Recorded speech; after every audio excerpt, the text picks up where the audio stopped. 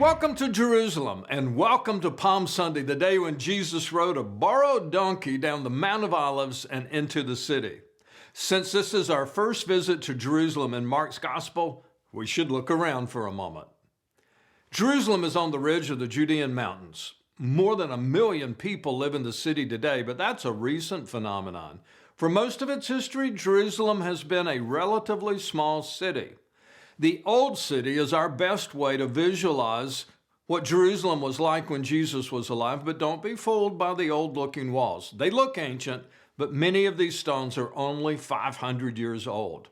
Jesus walked here 2,000 years ago. The streets, the buildings, the walls, they've all changed several times since then. Still, the Old City is a fascinating way to visualize the last week of Jesus' life.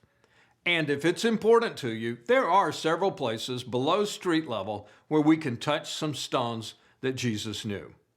To set the stage for Palm Sunday, Jesus and his disciples apparently spent Friday night and Saturday with Lazarus, Martha, and Mary in Bethany before he found a donkey at Bethpage on Sunday morning and then rode it down the Mount of Olives in a joyful procession. Even the Mount of Olives is radically different today than it was during Mark's lifetime. Then it must have been covered in olive trees and vineyards. Today, one of the largest cemeteries you've ever seen wraps completely around the famous hill. It's hard to envision the hundreds, even thousands of olive trees that once stood here. The story we're reading today happened on a Sunday, which is the first day of the work week in Jewish communities. Shabbat, or the Sabbath, begins Friday at sunset and continues until Saturday evening. So Sunday morning is a little like Monday morning for most people. It's a day when people go back to school or work. On this particular week, it was time for the Passover holiday. It's a holiday week. Crowds were gathering. People were coming from every corner of Judea.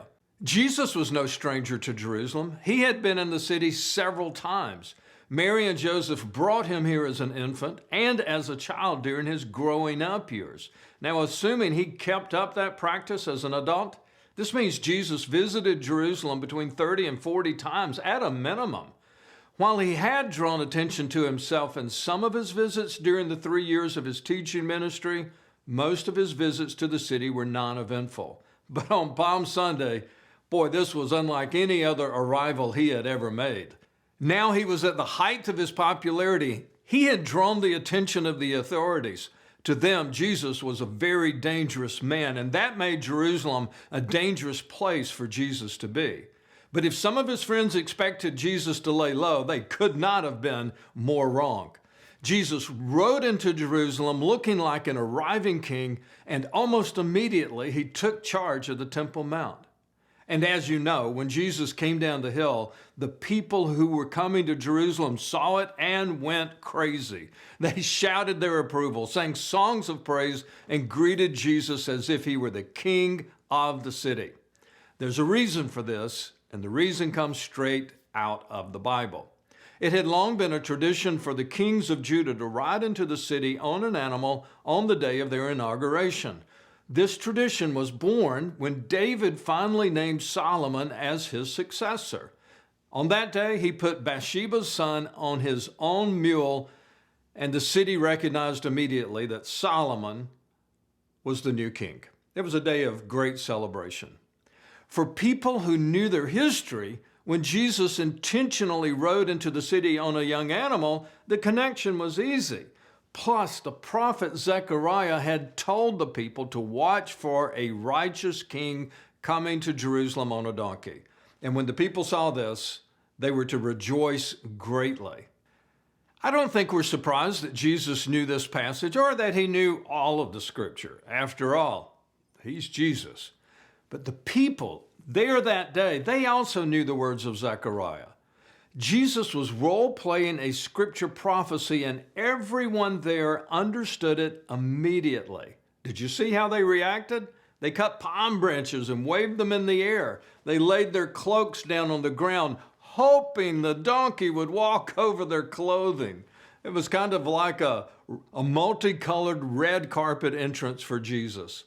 They sang songs of praise and shouted, "Hosanna! Blessed is he who comes in the name of the Lord. Hosanna in the highest heaven. Blessed is the coming kingdom of our father David."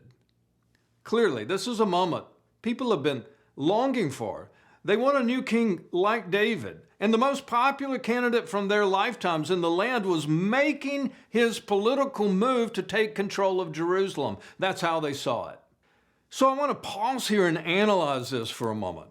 The culture Jesus knew was radically different than the culture we know. The people Jesus knew were saturated with Scripture. They had memorized entire books of the Bible. They had discussed Bible passages as families, with their neighbors, with strangers they met while they traveled on the road. So whenever Jesus wanted to say something to his followers, don't be surprised if he talks to them by quoting Scripture. Or in this case, he talks to them by role-playing Scripture. That could not have happened in our culture. We simply would have seen someone riding a donkey down a hill. There would have been no reason to celebrate. Because we don't know the Scripture like they did, we would have missed the message. From this point on, in this reading plan, we're going to be in Jerusalem. This is where we'll be for the rest of our time in Mark's Gospel. I will do my best to show you locations in and around the city that will help us understand all that happened here. But your job will be to listen to what Jesus says. Watch what he does. See if you can make the connections to Scripture that people of that day would have made. And I'll leave you with a question.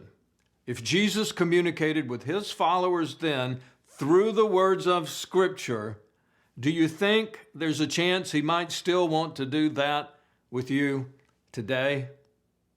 If you become a person who's saturated with Scripture, it will not be surprising if you hear from Jesus more clearly than ever.